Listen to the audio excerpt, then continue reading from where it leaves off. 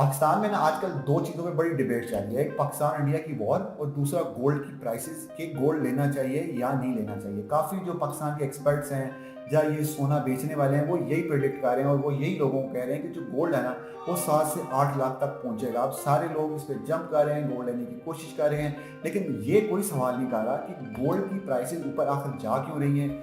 ये sustainable price है भी या नहीं और वाक़ई इस टाइम आपको गोल्ड लेना भी चाहिए या नहीं लेना चाहिए? पिछले हफ्ते मैंने अपने न्यूज़ लेटर के अंदर यही मैक्रो इकोनॉमिक स्टोरी समझाने की कोशिश की थी कि कैसे गोल्ड इस मैक्रो इकोनॉमिक जो पूरी कहानी है उसमें लाया करता है। गोल्ड की अहमियत पास्ट में क्या थी, अभी क्या और फ्यूचर में क्या हो सकती है, और जो गोल्ड की अहमियत है ना वही डिफाइन करेगी कि गोल्ड की एग्जैक्टली फ्यूचर वैल्यू क्या हो सकती है। और अगर आपने ये न्यूज़ लेटर पढ़ना है तो ये आप कम्युनिटी ज्वाइन कर सकते हैं which goes by the name कामयाबी नेटवर्क, जो कि मुजम्मिल हसन जो कि टीबीटी पॉडकास्ट के होस्ट हैं उन्होंने बनाई है। उसमें जो फाइनेंस स्पेस है उसको मैं होस्ट करता हूँ और मेरी कोशिश यही होती है कि लोगों को इंसाइट दिए जाएँ ऐसी चीज़ों के जहाँ से वो अपने फाइनेंशियल डिसीजन ना उनको बेहतर तरीके से ले सकें। और ये पूरे न्यूज़ लेटर का जो सेंटर पॉइंट था ना कि जहाँ पे पूरा न्यूज़ लेटर बेस करा था वो था ट्रस्ट, कि जैसे जैसे ये ट्रस्ट चेंज होगा, इस पूरी जो मैक्रो इकोनॉमिक कहानी है जहाँ जहाँ पे ये ट्रस्ट चेंज होगा वहाँ वहाँ पे लोगों का जो पैसा है ना उस ट्रस्ट के साथ मूव करेगा।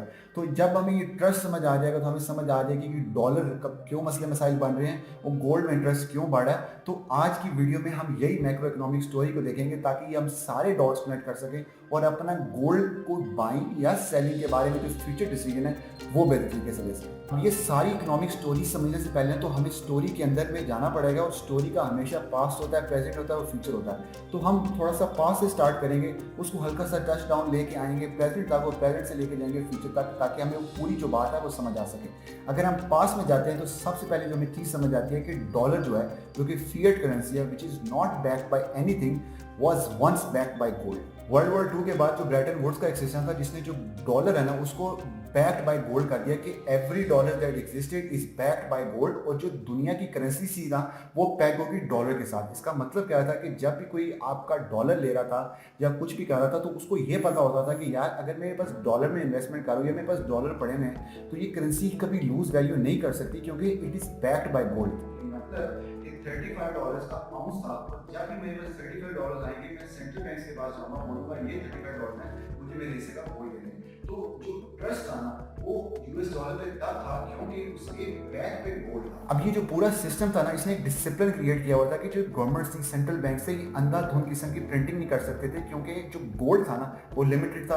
अब जो डॉलर प्रिंट करना ना it's needs to be back by gold. अब जब गोल्ड लिमिटेड है तो जो मनी प्रिंट हो रही है वो भी लिमिटेड ही होगी। लेकिन जो सिस्टम था ना इसमें 60s या लेट 60s के अंदर थोड़े से क्रैक करना स्टार्ट हो गया कि जब यूएसए ने वियतनाम वॉर स्टार्ट कर दी, उनके एक्सपेंशन प्रोग्राम्स चल रहे थे, उनको मिलिट्री ऑपरेशंस के लिए पैसा चाहिए था, तो उन्होंने ज़्यादा मनी प्रिंटिंग स्टार्ट कर दी और डॉलर्स को कंट्री से बाय करना स्टार्ट कर दिया।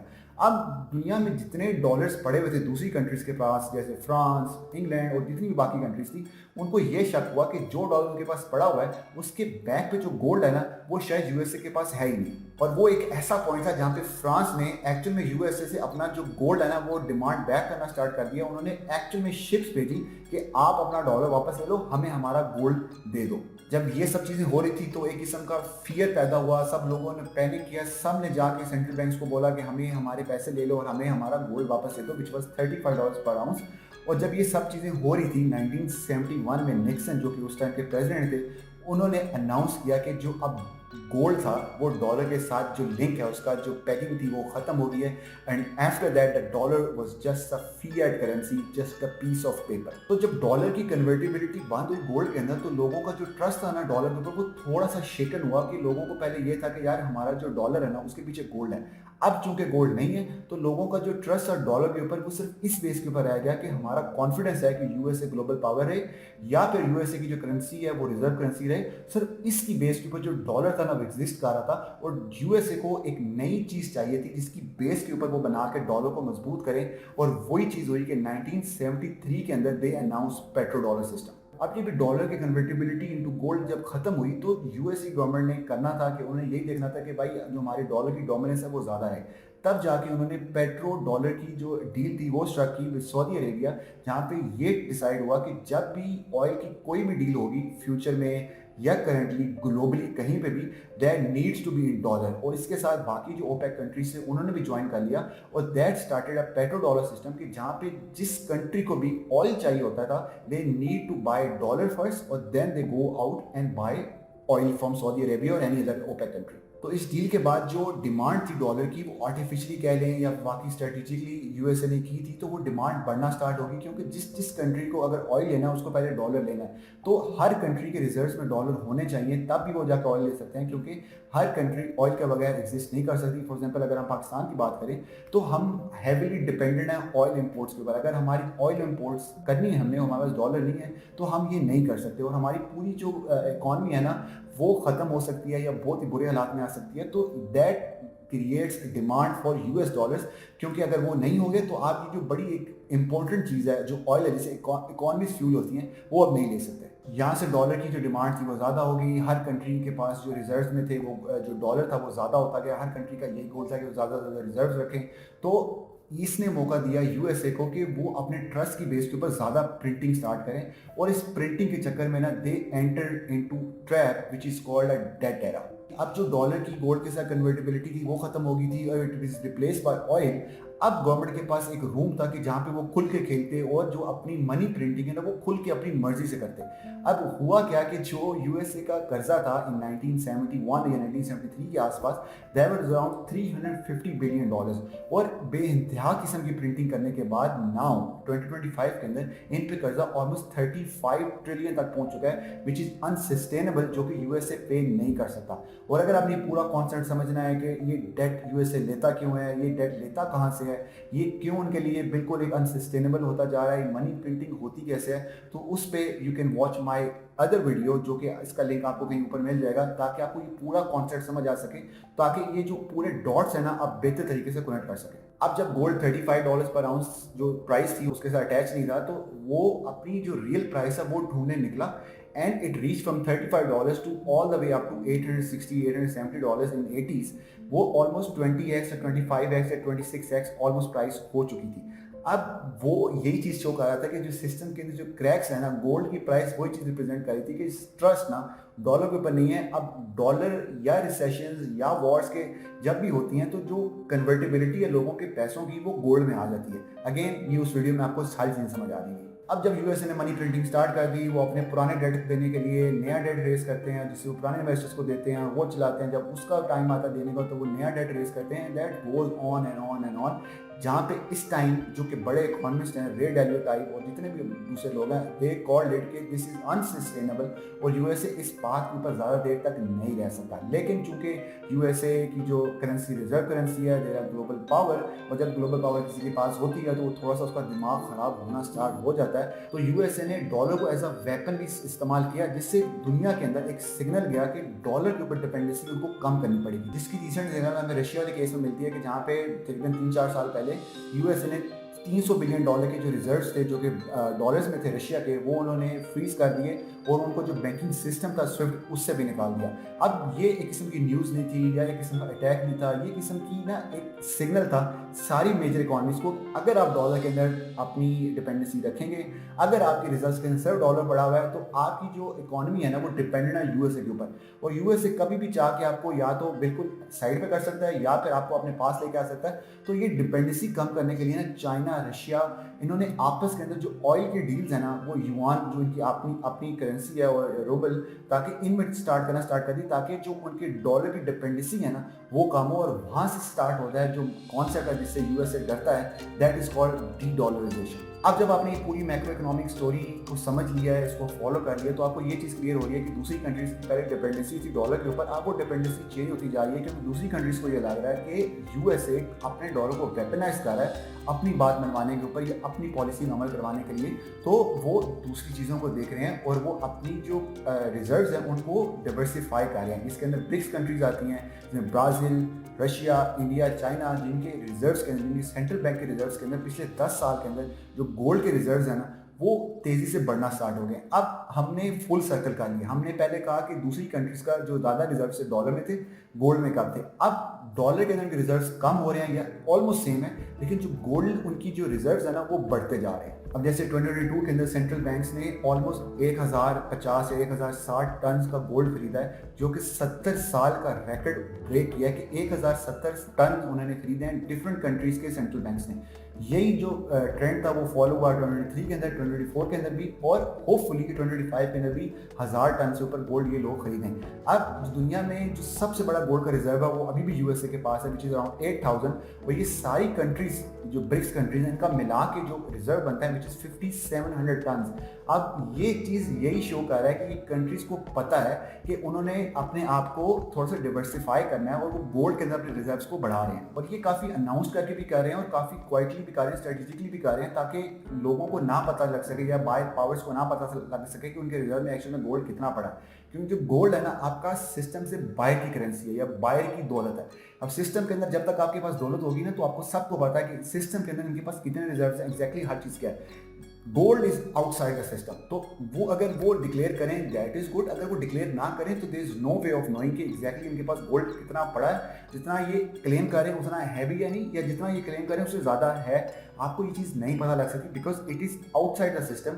और इसीलिए अपना वो सारा ट्रस्ट इसके ऊपर कर रहे हैं एंड दे वर प्लानिंग कि वो आपस के अंदर जो ट्रेड है ये सारी कंट्रीज ट्रेड करने के लिए एक ऐसी कोई करेंसी लाएं which is backed by something, और वो जो मोस्टली रूमर्ड चीज़ थी कि जिसके बैक बाय ये करेंगे विच विल बी गोल्ड। तो आपने पूरी सर्कल स्टोरी समझी कि कहाँ से gold was out of these countries, now it is back again. और इसकी वजह से जितने भी सेंट्रल बैंक्स, रशिया, चाइना, जितनी बड़ी मेजर कंट्रीज हैं वो गोल्ड को दबा के ले रही हैं। तो कुछ कहानी ये भी है कि लोग ये कह रहे हैं कि वो वॉर की वजह से कह रहे हैं कि वॉर होने वाली है, तो जब भी वॉर होती है तब लोग ऐसी कमोडिटीज़, ऐसी चीज़ें लेते हैं जिन जो सिस्टम से बाहर है, which is mostly is gold. और कुछ ये भी कह रहे हैं कि they are preparing for the new world order, जहाँ पे USA as a global power change होगा और शायद चाइना या रशिया या फिर ये ब्रिक्स कंट्रीज मिलके ग्लोबल पावर बनेगी, और इनकी करेंसी या जो भी ये चीज़ निकालेंगे would be reserve currency of the world. And there are rumors, there's no accurate information या कोई बात एग्जैक्टली नहीं है कि that might be gold। अब ये पूरा जो सर्कल है इसको समझने की कोशिश करेंगे। पहले गोल्ड के साथ पैकिंग थी, गोल्ड के साथ पैकिंग खत्म हुई तो जो डेट है ना वो बहुत ज़्यादा चला गया। जब बहुत ज़्यादा डेट हो गया ना, जब उनको पता लगा ये अनसस्टेनेबल है, तो जो लोगों का यूएसए पे ट्रस्ट है ना वो कम होना स्टार्ट हो गया। जब यूएसए पे ट्रस्ट कम होना स्टार्ट हो गया तो जो ये दूसरी कंट्रीज थी इन्होंने न्यूट्रल ग्राउंड के ऊपर अपनी जो रिजर्व्स हैं उनको बनाना स्टार्ट कर दिया। और न्यूट्रल ग्राउंड क्या है? हमेशा से गोल्ड। तो जो दुनिया की कश्ती थी ना वो जो एक एंकर से चलती थी, पहले गोल्ड था फिर डॉलर हुआ, और अब वो जो एंकर्स है ना वो चेंज होते जा रहे हैं। It can be yuan, it can be Russian जो भी करेंसी है, या फिर इन सब का मिलकर कुछ होगा या फिर गोल्ड होगा। Time will tell, but the world is changing, और ये गोल्ड या ऐसी किसी और करेंसी के अंदर जाने की कोशिश कर रहे हैं which is a sign that world order is about to collapse और the new world order will start. अब इस सब में मेरी टेक क्या है कि मैं अपने पैसे के साथ क्या कर रहा हूँ, या ये सारी चीज़ें जो मैंने एक्सप्लेन की उसको मैं कैसे देख रहा हूँ। तो मैं आपको कोई प्राइस एक्शन नहीं बताऊंगा कि यार यहाँ से बाय कर लो, यहाँ से सेल कर दो, या यहाँ पे इसका टॉप है, ये इसका बॉटम है। ये सारे जो एक्सपर्ट्स टेक्निकल एनालिसिस करने वाले हैं वो शायद आपको मुझसे बेहतर बता दें। मेरा काम क्या है आपको पूरी मैक्रो इकोनॉमिक स्टोरी देखना, कि आप जूम इन करके नहीं जूम आउट करके चीज़ें देखें, ताकि आपको सारी चीज़ें खुद ही क्लियर हो जाएं। और अभी जो सारा कुछ हो रहा है उसमें जो स्मार्ट मनी है, ये इंस्टीट्यूशंस हैं, इन्वेस्टमेंट बैंक्स हैं, आपके सेंट्रल बैंक्स हैं दूसरी कंट्रीज़ के, वो कहाँ पे अपना पैसा रोटेट कर रहे हैं, अपने कौन से रिजर्व्स को बढ़ा रहे हैं। तो उसमें आपको यही पता लगेगा gold.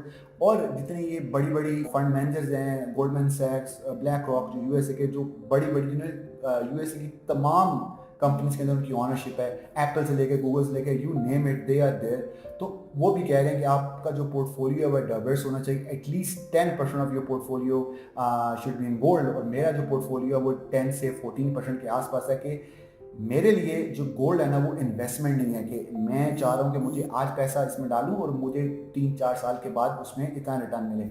I am not seeing gold like that. मेरा जो गोल्ड पे टेक है ना वो ये है कि जो मेरा पैसा है ना वो सिस्टम से बाहर चला गया। जब तक वो सिस्टम के अंदर रहेगा, यानी मनी मार्केट के अंदर या स्टॉक्स के अंदर, वो सिस्टम के अंदर है। जब दुनिया में रिसेशन आएगा या कुछ भी होगा दुनिया के अंदर, तो वो सिस्टम में पूरा नीचे जाएगा। जब वो पूरा नीचे जाएगा तो वो हर चीज़ को नीचे लेके जाएगा।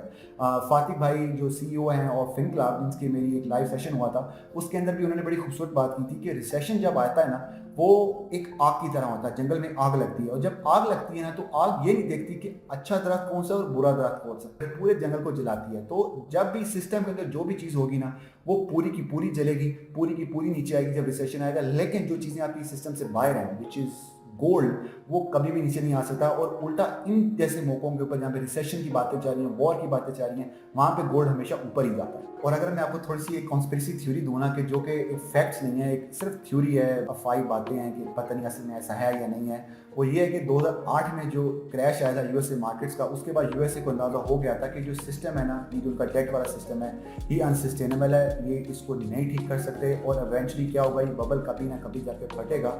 And they wanted to invent something which will take them out of this system and renew that system और मेक अ न्यू सिस्टम। और वो जो चीज़ इन्होंने इन्वेंट किया है, विच इज़ बिटकॉइन, जिसको ये आहिस्ता आहिस्ता लेके ऊपर आए, और अभी बिटकॉइन जिस मौके के ऊपर है, दैट वो प्रॉब्लम ट्रिगर, और वो पूरा जो इनका सिस्टम है ना, उसको रीसेट कर दे। Again this is speculation, and इसके ऊपर मेरा पूरा एक लाइव सेशन होने वाला है, which would be in our community कामयाबी नेटवर्क, जो कि मुज़म्मिल हसन TBT के पॉडकास्ट के जो होस्ट हैं, उनकी प्राइवेट कम्युनिटी है, जिसके अंदर फाइनेंस का जो सेशन है वो मैं होस्ट करता हूँ। और इसके ऊपर पूरा एक लाइव सेशन अगले वीक या उससे अगले वीक होना है, जिसके ऊपर मैं ये सारी स्पेकुलेशन है विद फैक्ट्स कि किन किन बेस के ऊपर स्पेकुलेशन बनी है या कॉन्स्पिरेसी थ्योरी बनी है, तो वो मैं डिस्कस करूँगा। अगर आप इसमें से कोई इंटरेस्टेड है, वो लाजमी कम्युनिटी ज्वाइन करें और वो सेशन को ज्वाइन करें, ताकि उसको बेहतर अंडरस्टैंडिंग मिल सके इन सब चीज़ों की। और इवेंचुअली ये जो सारी मैं थ्योरी है, इसको मैं यूट्यूब के ऊपर भी डालूंगा, but that would be long down the road. तो ये थी आज की वीडियो। आई होप ये आपको सारी चीज़ समझ आई होंगी। आपने जो ये सारे डॉट्स है ना इकोनॉमिक स्टोरी के, ये कनेक्ट करने की कोशिश की होगी। अब आई होप कि आप ना ये प्राइस एक्शंस के पीछे, ये बाय एंड सेल कॉल्स के पीछे नहीं भागेंगे,